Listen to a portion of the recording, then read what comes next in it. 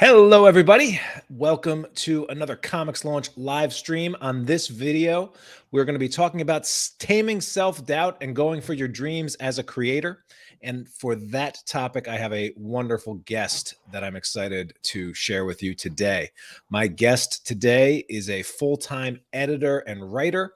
He is the creator of House of Fear, the series that introduces young readers to the thrills of scary comics.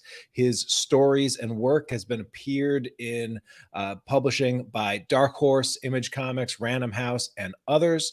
And I'm excited to have him back on the show. Welcome back, James Powell. How you doing, James? I am doing great. Thanks for having me. How Yeah, are my you doing friend. these days? Yeah, it's I know you are super busy with a big launch going on right now, but I appreciate you making some time to talk to me and to the Comics Launch universe out there, because you've been doing some really good things for the writers and creators out there. And so I want to highlight some of what you've been up to. But before we sort of dive into that, let's make sure that everyone knows that House of Fear is back on Kickstarter. Your series House of Fear is definitely one of my favorites that has launched over several launches on the Kickstarter platform. But what can you tell us about this new launch? So yeah, I'm super excited about this one. This is a collection of 8 stories. They're all standalone, but there's a couple of Easter eggs hidden in a couple of them that kind of show that they're all in the same universe. But 176 pages of scary comics for kids. I say that a little. It's definitely for kids. I created the series for kids. I want to get, all those parents who want their kids to, graduate into scary movies and share the horror genre with them. But at least half my audience is actually just adults without kids, it turns out.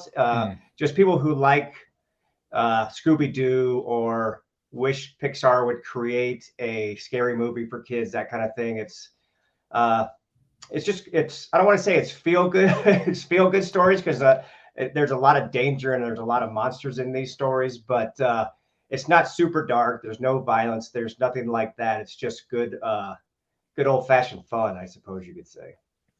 Yeah, and I know a good chunk of your backers are actually are creators themselves, and those of us that respect just well-crafted sequential comics. And so, the team that you put together on the House of Fear series, like, it's top-notch comics, just a very high quality product that I think a lot of folks appreciate. So yeah, I'm very fortunate for the group I've put together and how we've managed to stay together for as long as we have. It's everybody just brings something to the table, and I've noticed that from the first story we did to now, it's everybody's game just gets better and better, and I'm just continually blown away at how well all these stories come together. So yeah, it's I'm definitely grateful for the team. Yeah, and so you've been working with Jethro and James for a long time now, right? Yep, I think as a matter of fact, just the first 2 issues were the only ones without Jethro. But James, Josh, and Matt have been there since the beginning. So yeah, I'm very fortunate, because I know a lot of comic series that after 1 or 2 issues somebody has to go jump on another project and they can't, their scheduling doesn't work out or whatever. So I'm very fortunate. It's awesome. Yeah, absolutely. So now, one of the interesting things about Happy Hill, or about the House of Fear series, is that it's kind of taken an interesting journey where it was one that you initially sort of like pitched around, and then decided to take the Kickstarter, and then eventually found a home for the first volume over at Dark Horse. And I know that you were considering releasing the second volume also with Dark Horse, but you made the decision to go for Kickstarter for the second volume. Can you just talk a little bit about that? Because I think there'll be some people that are like, oh, Dark Horse is that's what we're all working towards, having a big publisher imprint on something like that. And Right. it seems like that's a perfect marriage, but then at the same time, there are some limitations or constraints when it comes to working with a major publisher. Can you talk a little bit about that? Because I think that'll be interesting. I think a lot of that has to do with all the changes that happened during and after COVID, or well, I guess we're still in with the COVID problem, but So after the first one, we wanted to wait. That's just how it works. You see how sales are going, and I had to actually create more stories. But all along, we kind of knew that I wanted a volume 2, and they were interested in a volume 2. And then I pitched them the idea, like, here's all the stories we have planned. Here's the first. I think I had 3.5 done when I pitched the idea. They said they're interested. Let's see where, how the other stories go. And just due to their publishing schedule and some issues, they weren't going full in on some of their series. They're, from what I understand, is they want to focus on some of the bigger names. And my let's just be honest, House of Fear wasn't a giant success where it was obvious that we were doing another volume. And like I said, because of COVID and paper shortages and rising costs, it kind of just got pushed back and pushed back. And finally, after I had everything was done and just kind of sitting there, we as a group decided that, hey, maybe I should just go with Kickstarter again and just see what happens with the trade that way, get it in readers' hands and just see what happens. So what I did, I just asked them. I kind of did my best to say, hey, now's the time. Are we going to do this or not? And it wasn't something that I could get on the schedule anytime soon. So I asked for my rights back, and here we are. Yeah, yeah. Well, the Kickstarter community is definitely one that's helped get the series off the ground, and so giving them the opportunity to get the new volume and then the first volume just seems like a no-brainer and a win-win there.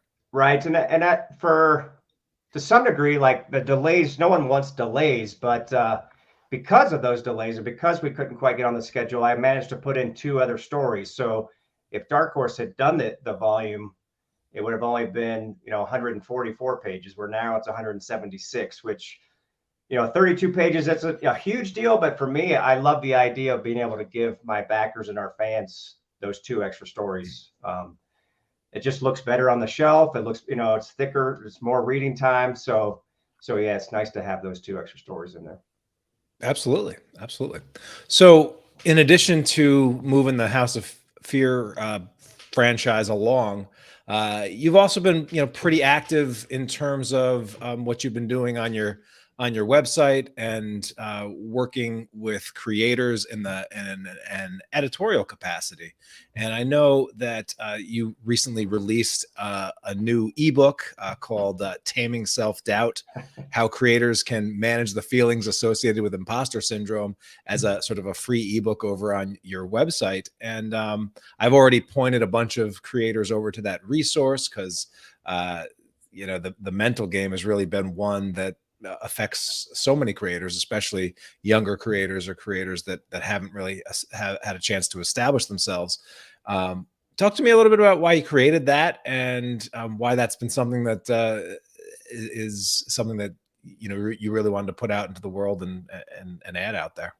Well, it's funny. I launched this campaign, and I have a lot of plans. I have it mapped out what I want to do and roughly when I want to do it. And like within the first day, I was already like, my anxiety was slowly ticking up. It's like, wait a second, I have 5 fewer backers than this time, my last campaign. What is going, doing that little stat driven stuff where you start to kind of lose control. And I realized, I went for a walk with my wife, and I was like, this was like day 3 or so. And I was like, I'm not doing enough. I have all these plans, but I need to get on social media. I need to do this. I need to do this. I need to be on podcast, so I can start trying to cram in more and more stuff. And then she's like, well, wait a second. Aren't you doing tons of editing? And I was like, well, yeah. And she's like, well, didn't you just release an ebook on taming imposter syndrome? And I, well, yeah. And she was like, well, didn't you do this and this and this to lead up to the campaign? I was like, oh, well, if you put it that way, then yeah, maybe I am doing enough. So I like bring that. I only share that story to say that for me personally, and I know a lot of creators, there's always a mindset game going on. No matter how much you focus and have a good plan, at some point I personally and a lot of others kind of let that mind trap, that spiral of doom or whatever. But luckily I've managed to work my way out of that a lot sooner than I used to. Yeah. is still there, but I've come up with all sorts of solutions for myself. I've read so many books and watched or listened to podcasts and watched videos. So as far as to go back to the ebook, for me, I would sometimes pose questions like you do on Comics Logs, but I would get with friends and say, what kind of things are you dealing with? What are some similarities between all creators? Imposter syndrome was one, having no time is another. So I just started researching those things, and I try to collect what worked for me. It's a practice. Getting over those hurdles is just a practice that you have to go through. And like you said, there's a lot of young, talented creators that I don't want to see flounder because of the mindset problems that I had to deal with. If I could say something to help them get through that, even if it's just knowing that someone who's had some success in the comic world has that same problem, or sometimes thinks the same things they do. If all I say is that, and that helps them get through it and keep creating, then by all means, I want to do that. I want to share that information with as many people as possible. Yeah, it is funny how, you know, many creators sort of feel like their own sort of mental demons or imposter syndrome or self-doubt, that they're the only ones that really feels that way, when in reality it's rare that you find a creator that doesn't have some degree of mental self-imposed issues that they're dealing with. Like, that's actually the rare bird. Right. And there's probably people out there who are like, they read my little book and they're like, well, it's good to know that he dealt with this too, but he probably didn't have it as bad as I did. You know, I'm in a much worse place or whatever. And again, that's just that spiral, you know, you're talking yourself into that spiral and letting yourself go there. So Yeah. And you know, even when you, like, as you said, even when you absolutely have studied this stuff and have accomplished things and have the tools, like it'll find new ways to hit you. Like, you know, right now, like yeah, I'm sort of on the end where, like, okay, all of my early fears of you know, no one will ever buy this, no one will ever like this will never work, like, I've obviously, I can't hold on to those. But now, as I'm getting a little bit older, there's the whole a new set that starts popping up, is like, maybe you've already peaked, maybe the best is behind you. You that's know, terrible. how long, you know, like, you know, how long is your mind going to be at top notch? Like, you know, how soon are you going to start losing your marbles, and like, all of that stuff can start popping up. So it's like, like, you know, there was never you're at the peak. There's always something like waiting for you if you let yourself dwell on it. And so, Well, yeah, I think that's your brain it's not necessarily fear, but it's your brain trying to protect you. yeah, You know, to be ready for that saber-toothed tiger, so to speak, that's coming next. And yeah, you could totally slip into that. I know you're a positive guy and you have all these resources, and I know you're always moving forward. So I don't think that's going to become an issue. But yeah, I think it's interesting that no matter where you are on that ladder to success, or whatever you want to call it, yeah, like you always say, there's a new demon to slay, no matter where you are. And but it's good to know that you and others have successfully kind of, you can listen to those, that self-doubt or that concern that you have, and move past it. Or if I can guess, for you use that as fuel to, like, go learn something new and make sure that you're always relevant and sharing quality information with your audience. So yeah. And so, you know, I mean, one of the tips that you already gave, I think that was great, is like, just the simple fact sharing that, hey, you're in the middle of a Kickstarter launch, you're starting to have those feelings, and you go on a walk with your wife. Now, I know there are some people that are like, wait a minute, you can leave the house during a Kickstarter launch, let alone one that's like you're worried about. But actually, yes, that's probably one of the best things that you can do. And so that's one tip there. But like, I guess, obviously I want folks to go and grab, that free ebook that you have on your website on imposter syndrome. But do you have another, tip or an example of something that you can use just to catch that or to reframe yourself to actually tame that self-doubt? Yeah, it's I consider it like a toolbox with all these tools, and over the years, I have so many, and I could say that this is my favorite today, but tomorrow that process won't work, so I'll have to find something else that works. But I think for me and probably everybody is just being aware of your thoughts. Be aware that you're actually churning on that self-doubt or that negativity. A lot of people I know, I've spoken with, it may take weeks or years before they even realize that that's just a thought as opposed to reality. To some degree, just catching yourself and realizing that it's just your perception. The outside world is completely different than how you perceive it to be. So like right now, I think I'm at just a little bit over the halfway mark on my Kickstarter. If I want to, I can look at that and perceive it as, oh yeah, right on. I'm at the 7 days in, and I'm halfway. I'm doing great. This is awesome. I'm the best Kickstarter creator in the world, right? Or I could be like, oh hell, if I was a really good creator, I've already blasted through my goals. So I'm actually terrible. But neither one of those is accurate, right? It's those numbers have, I don't want to say nothing to do with me, but I've put it out in the world. I've done my best. I've done my homework. I've made my plan.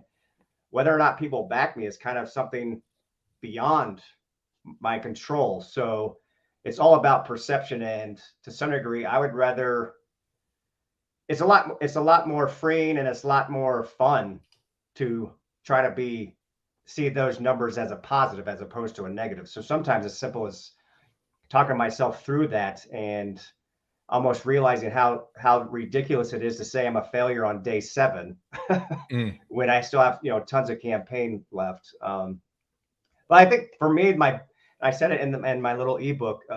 My new one, my go-to source nowadays for when I have those negative thoughts is from Brene Brown, who I saw a video with her, and she was telling a story about whenever she gets into that churn, she just stops and says, okay, what story am I telling myself?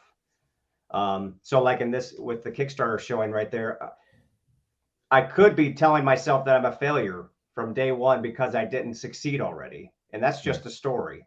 And if I can tell myself, well, that's just a story I'm, kicking around right now, and I realize it's just a story, it's just my perception, then I can easily overcome that and maybe go out and create or do a task that gets me moving again, as opposed to just sitting and thinking, in that spiral.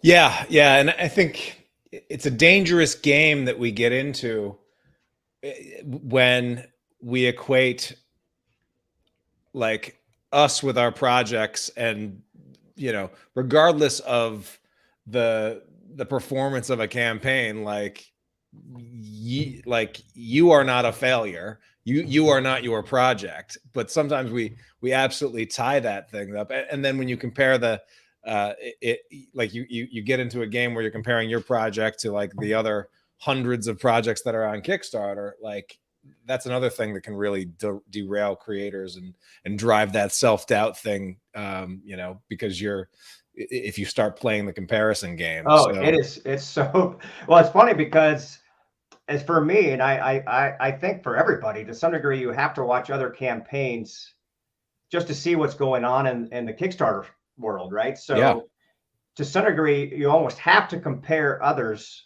to see how you can stretch and improve. But there's like a line somewhere in there where you're comparing numbers and how much work they have to do, or maybe if they're, just super gifted and they didn't spend a lot of time on it, they're just awesome. And you have to work for it so hard, or whatever it is that you compare yourself to. That's a very slippery slope, no doubt about it. Yeah. And I mean, like, as you know, there's so much that goes into a Kickstarter campaign, and that you really only, as an outside observer, you're only seeing like a small fraction of it. And so, like, there are plenty of campaigns that might be smaller campaigns, but potentially more profitable.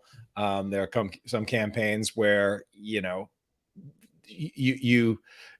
don't see the massive amount of pre-launch that went into it, or the size of people's email lists, or the amount of they're spending on marketing and advertising, or Or you might find out that campaign had 5 people working on it, Yep, or like exactly. I used to struggle with my videos, and at one point I just asked someone, it's like, how do you do these so well? And it turns out that person has been creating videos and movies for like 20 years. So it's like, well, Yeah. how can I compare myself, who's been doing this for 10 minutes or whatever, with someone who's, that's their day job? Of course, theirs is going to be better. So Yeah. you have to lean into what you're good at, what you know, try to improve every time. And one of the things that I used to struggle with your course was that you have so many ideas, and there's so many things you could do with this campaign. And I finally realized that at some point I have to figure out what I'm good at, and what I know, and what I'm able to stretch every time. If I constantly tell myself, oh, here's 20 more things I have to add to this campaign, I'm just going to always be floundering, because there's no way I can add 20 or 30 more Right. things every time. Yeah, and I'll be perfectly honest, and as I'm sort of working on a new project for the Comics Launch Pro and Comics Launch audience, and sort of going back through all of my material to sort of revamp and work on a sort of a launch planner. One of the things that is clear to me, that, like, there's no way for every launch that I could do that I could implement every idea that I've shared over the past 7 years on the podcast. That would be like, I would need a massive team to pull all of that stuff off. And even then, like, I've been at this long enough where I've forgotten great ideas. Right. Yeah. That You have to but go back and watch your own show to refresh your memory on all these great things. Yeah, exactly. I mean, and it's sort of like, the Better Call Saul is wrapping up, and I love that show, and I love Breaking Bad, but I almost feel like I need a full rewatch of like 10 seasons of television to fully be up on it. And so the same thing with some of this stuff. Like, even if a lot of it is second nature, and I've been talking about it all the time, like, there's so much that you could do during a launch, and if you're not careful, you to feel like, I should be doing more, I should be doing more, I should be doing more. Yeah, exactly. Yeah. Yeah, I actually got it in my head the other day that I was, I'm doing this campaign, and every now and then, I would say most of my campaigns, I create the post-mortem, and I try to share it with others of what went well, what didn't go well. And Yeah. for some reason, it popped in my head. I'm like, oh, if this fails, if this doesn't get funded, I still want to do the post-mortem. But I pictured like, oh, I know somebody's going to tell me all the things I could have done, or someone else is going to tell me the way all my missteps. And for some reason, for like a little while, I was just focused on, well, if they're going to tell me I should have done that, then let's do it then. And then I started getting it in my head. I had to do that. I was like, well, wait a second. You're already assuming it's not going to fund. And I'm jumping ahead and having people critique me after that. And it's like, why does my brain have to go into these weird directions? I don't know. But I told myself that's the story I was, telling myself when I moved on or whatever. But yeah, like you said, there's just so many things you can do. There's so many things in your wheelhouse and outside your wheelhouse. And it's just every campaign is different, no matter, and there's no way to know exactly what you've done that changed your outcome, right? Yeah. Is this podcast going to help? I don't know. I think it would, but who knows? My email list. There's no way to know. Sure, we track the custom URLs, and we try to track numbers, but at the end of the day, we're just kind of assuming that these things what we're doing are actually helping that bottom line. So Right. Well, I mean, the one thing that we know is that a prerequisite to backing a Kickstarter is knowing about it. And right. we also know just from consumer behaviors that usually it takes 7, 8, 9, 10 mentions, hits, exposures before most humans are ready to start pulling the trigger on something. And so so that makes it very hard to measure any one individual thing. And there's the occasional thing that you can do where you can hook up your links to certain things and see those tracking. But even that's just a part of the puzzle. If someone spent 2 hours listening to you on a couple different podcasts, but then finally saw a Facebook ad, or then finally saw a mention from somebody else, well, it's only going to attribute one thing. And so, sometimes like a big part of it is just sort of releasing that control and telling your story and getting out there, knowing that every extra person that you come in contact with, regardless of how it is going to increase the outcomes, the likelihood of the outcome that you're looking for, which is backing. And there's so much else that we could potentially get up to that wouldn't do that. Like start working on our dissertation about what potentially went wrong and all the missed opportunities during a Kickstarter campaign. Yeah, I think my biggest weakness, I don't want to say, maybe it's not even a weakness. That's the thing that I struggle with the most, or one of the things I need to work on the most is getting my message out. I think I do a good job with the people I already have in my system, my email list, or people who follow me on various platforms. But getting more widespread, I that's something that I definitely struggle with. But at the same time, I've gotten better with each campaign. It's not as good. It's not as far as I hope, because how we always launch and there's that fear that you'll only get this much backing or attention or whatever. But then we all kind of, but at the same time, it might be the launch that sets me off, right? The old kick track projections, right. Like the I had a launch day, and the kick track on day one's like, you're gonna make $1 million. If that was only true, I love it. But yeah, you kind of go back to being able to do what you can do and go from there. And I'm a big fan of leaning into who you are, sticking with what you're good at. So I say that's a weakness, and I could attack that, and I try to, but at the same time, I tell myself, focus on the things that you're good at and build those things. I had this analogy pop into my head about sports, about football, and how a coach can say, we're going to, defend against the other team's strength, or we're going to try to, focus on what we do well and just do it even better this week. And a lot of times when I talk to people, I suggest that focus on what you're good at, spend some time on your weaknesses, obviously, but those things that give you energy and light you up, focus on those things. And I think people will find you and kind of connect with you because of that energy you're putting out into the world, and that positivity and that energy that you're having. It's kind of it's contagious, right? Yeah. You have a conversation with someone that you're bouncing ideas back and forth off. You're going to just want to connect more and send that message out wider than someone who's kind of focusing on something that they're not strong at and struggling with.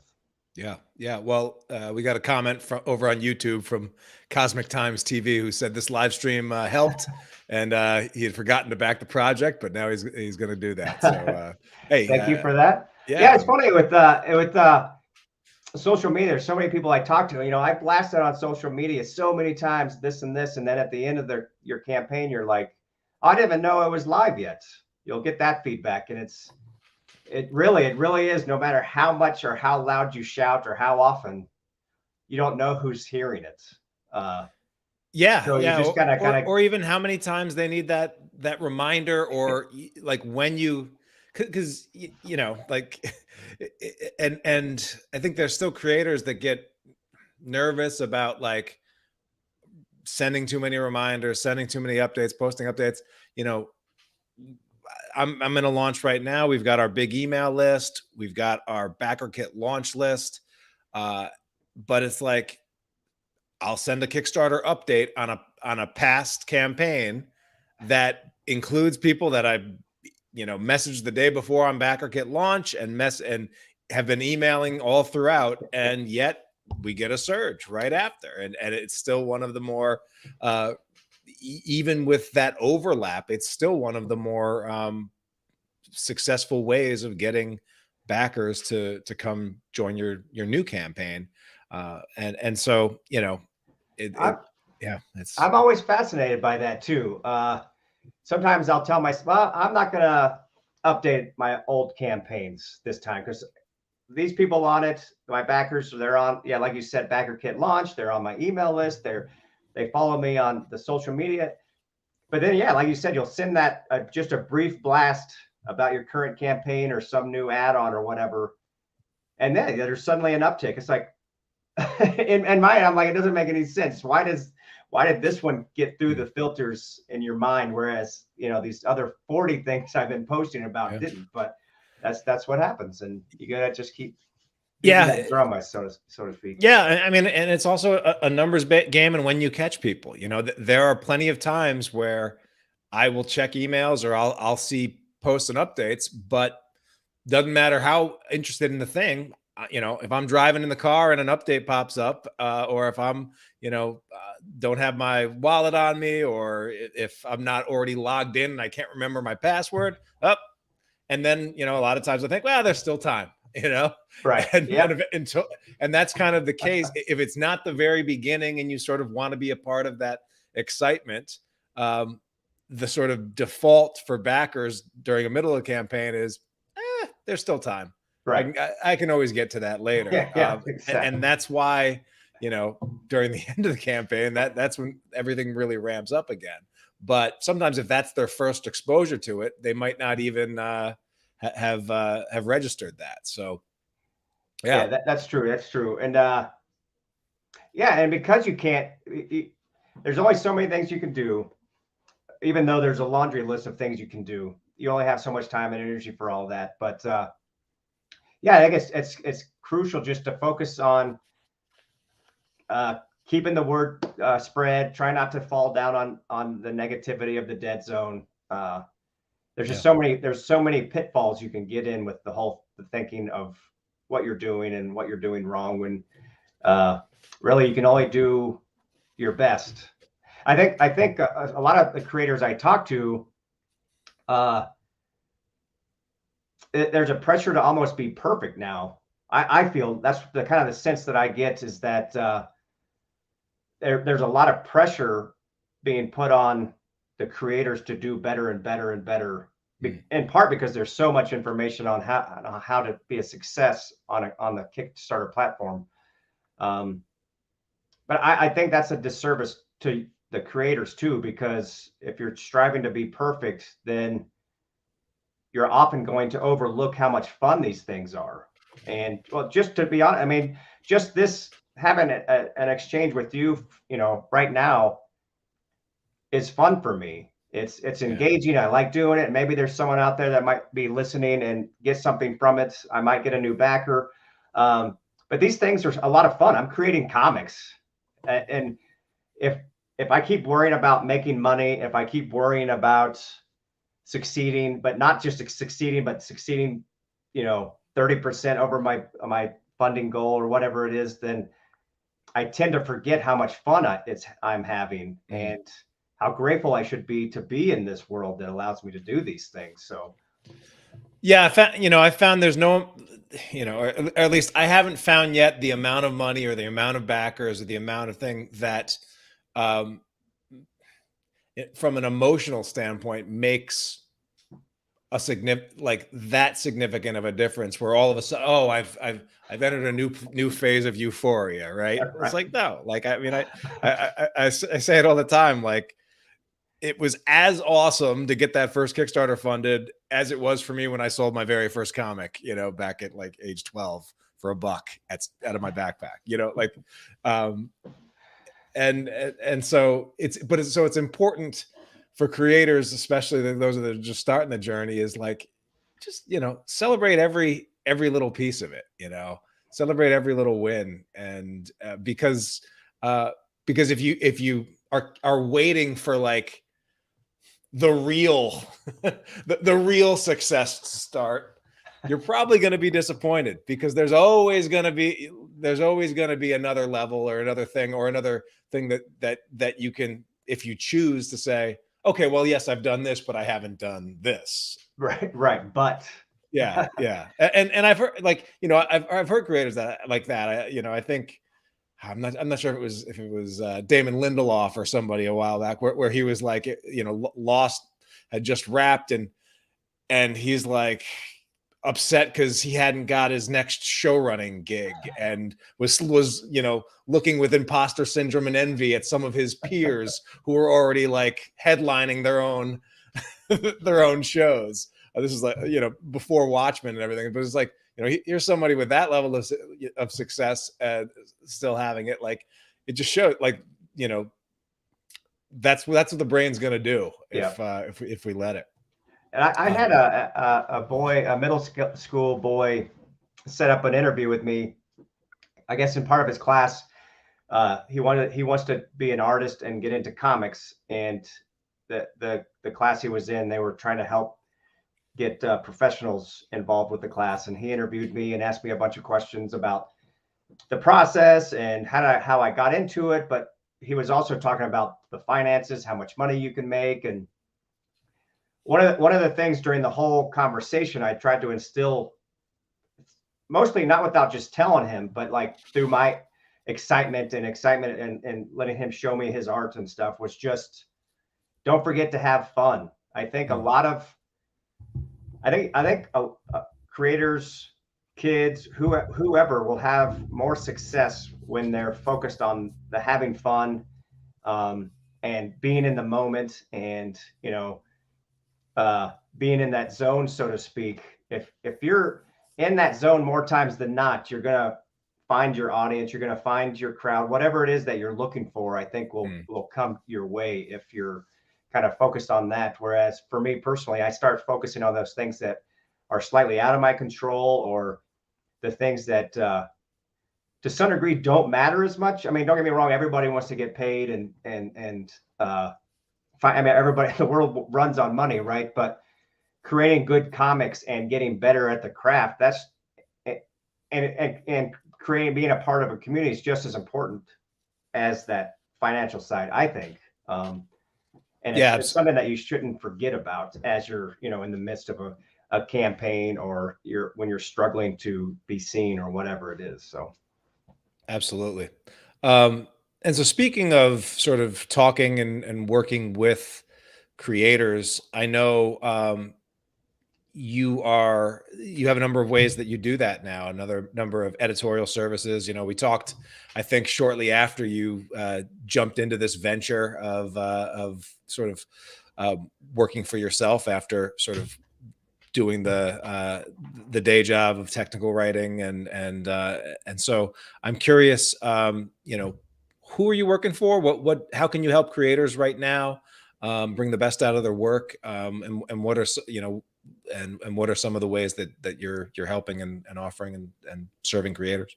So as far as, like, I have an email list where I try to share some insights on the mindset hurdles we deal with. I'm my day job, if you want to call it that, I'm a freelance editor, so I'm editing comics and novels. And that is probably the most rewarding thing I've ever done. It's so much fun. I love engaging with writers and helping them find or get closer to their vision, whether that's a comic or a short story or a novel. We oftentimes will have a Zoom meeting to discuss my edits, and seeing somebody bounce back and forth, not necessarily with just ideas, but seeing them get a principle I'm trying to suggest and how it can help their writing, seeing them light up. An editor, you're kind of you're an editor, you're a teacher, you're a cheerleader, you're a coach, you're a therapist, you're all these things in one. And I'll be honest, being a freelancer is super hard in the fact that you're constantly trying to go get new clients and you're trying to sell yourself. And because I'm meeting so many new people, I have to start from scratch a lot of times. And after a while, that, I don't want to say it wears you down, but you're like, oh, I have to sell myself again. When am I going to, get high enough where people already know that I can help them or whatever? But yeah, I'm so glad I finally took that leap. Financially, it's, the corporate world and freelancing are completely different. I used to make tons of money, but had tons of stress and worked late hours and weekends and all those things. And I'm still working a lot, but because it's something I love, I feel like it's okay to do. Does that make sense? I mean, you're doing something that you love and you're helping the community, and it's filling me up in a different way than just having money in the bank does, or did, I should say. So yeah, that's definitely a great point. And so so right now the best for creators that are potentially interested in working with an editor, and I've had a few that have reached out to me that are saying, hey, I want to make my first comic, I don't know where to start, do I need to go find an artist? I'm like, I would talk to an editor first. If they're like, oh yeah, great, that makes sense, who do I talk to? So I've sent a few people over to your website, and definitely, they'll I've reach out. seen that, and I appreciate that. I think one of the things that I excel at is trying, because I feel like I'm a good teacher, I like to guide new writers through that process. Because I grew up writing. I went to school for writing, and I hang out with writers. It's like a lot of the stuff I know, I just, in the back of my head, you kind of assume everybody does. But in reality, a lot of people will just go write a book, or they're interested in writing a script, and they don't know what to do. They don't know how to write it or what to do next. And one of the things that I enjoy doing is working through that process with new writers, just to make sure that they understand the process and they have a good experience with it, so that they want to do it again. Yeah. A lot of times new writers struggle with, they find an editor who may not really be an editor, or who's overly critical, or whatever it is. If they have a negative response to that, then they might feel like they don't want to keep moving forward on that idea. So I try to be that guiding hand to help them get through that process. Yeah, not just there to fill up their page with red ink, but also there to coach them, right, encourage them through the process. And it's not just about new writers either. I'm editing. I think I can. Clay Adams. Yeah, he's an established writer. He's a great writer. And if you ask him, he'll tell you I push him a lot. I want him to be even better than he is, and because I know he can handle that, I feel free to do that. So I don't want to suggest that I'm only an editor for someone who's a novice, but yeah, and one of the things I like to do is try to figure out where in the scheme of things writers are, so to see how far I can push them within their limits, and try to stretch their experience out and improve across the board. So absolutely. Well, awesome. Hopefully we'll send a few folks over to check out your services there.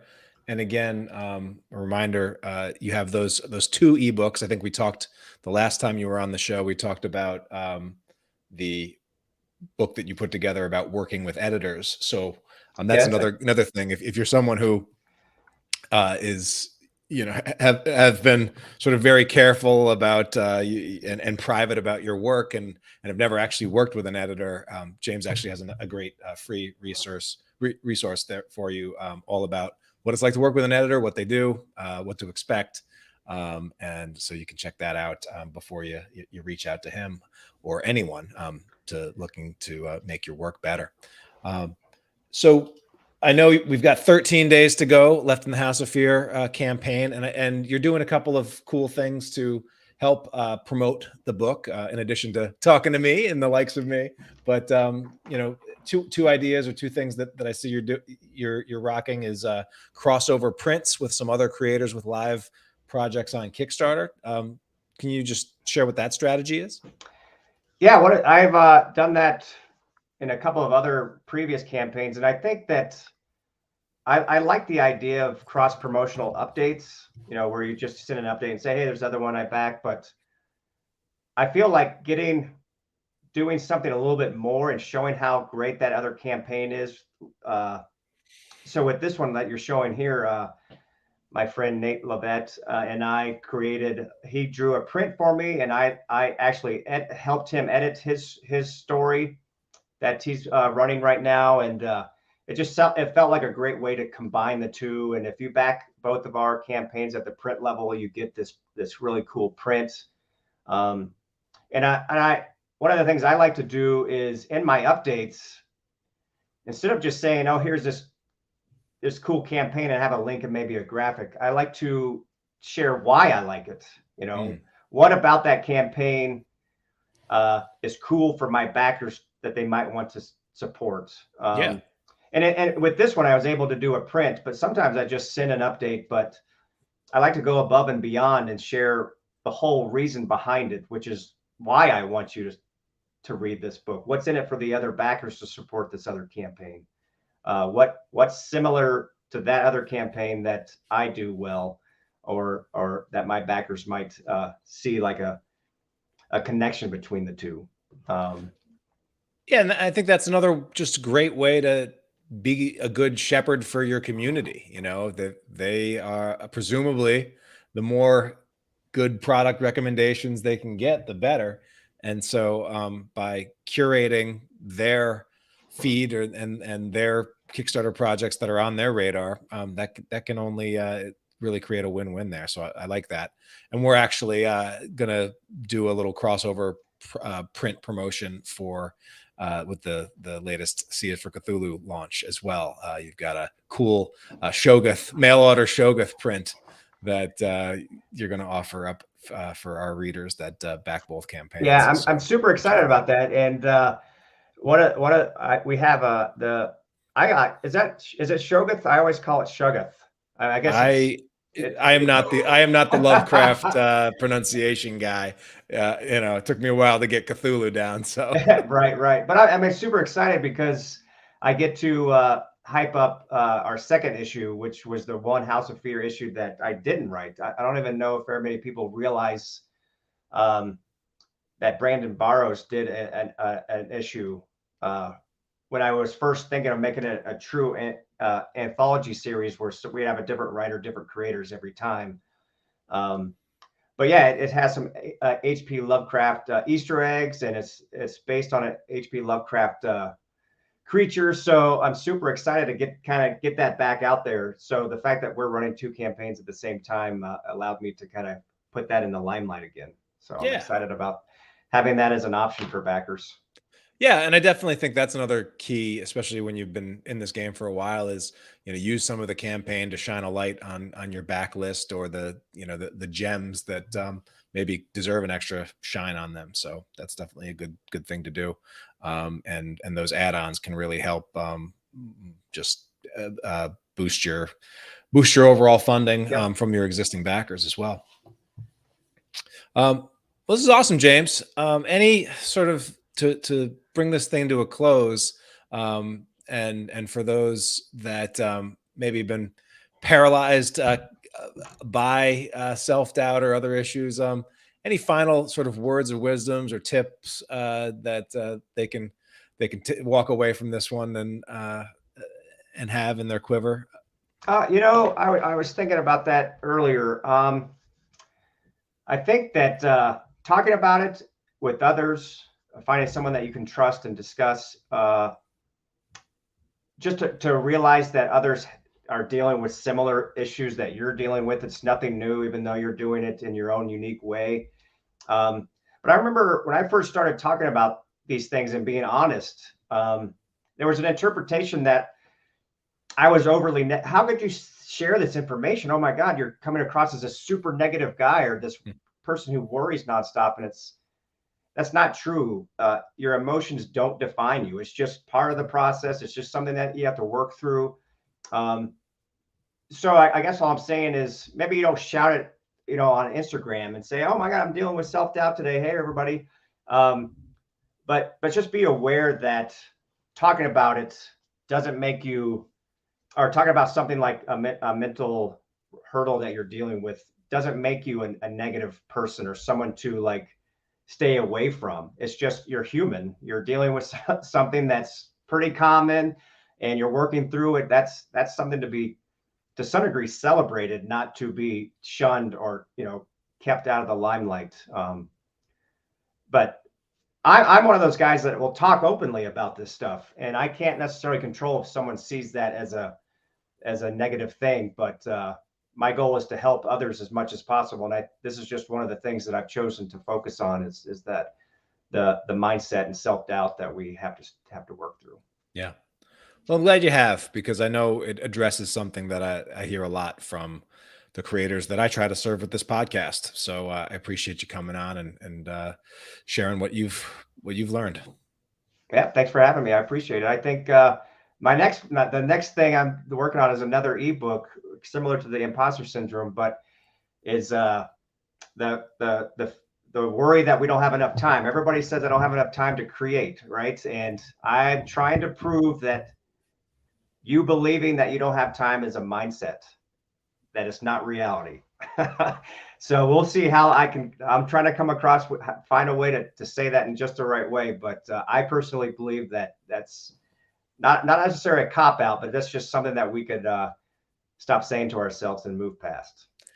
Yeah. And that is a tough one. And is a tough one that I think a lot of us don't want to let go of the idea that there isn't enough time. Right. As we're watching Netflix while scrolling on Facebook, right? I don't have time to write tonight. And then you're doing all this other stuff. That is the thing we hold on to that allows us to excuse all the things that we haven't done. Right. Exactly. But,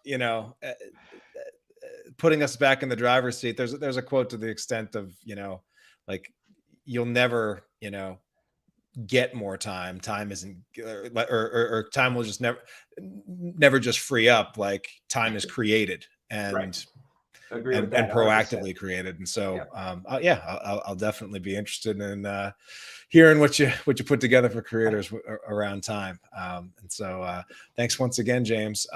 We love House of Fear over here on the Comics Launch podcast, and we have we have no self-doubt at all that this thing is going to get funded and we'll surpass your goals there. So it'll get into that. All right. That's good. That's the energy I need to get through the next few days. Right on. My man. All right. Well, thank you so much. And everyone else for watching. Thank you. And we can't wait to see what you launch next. Take care.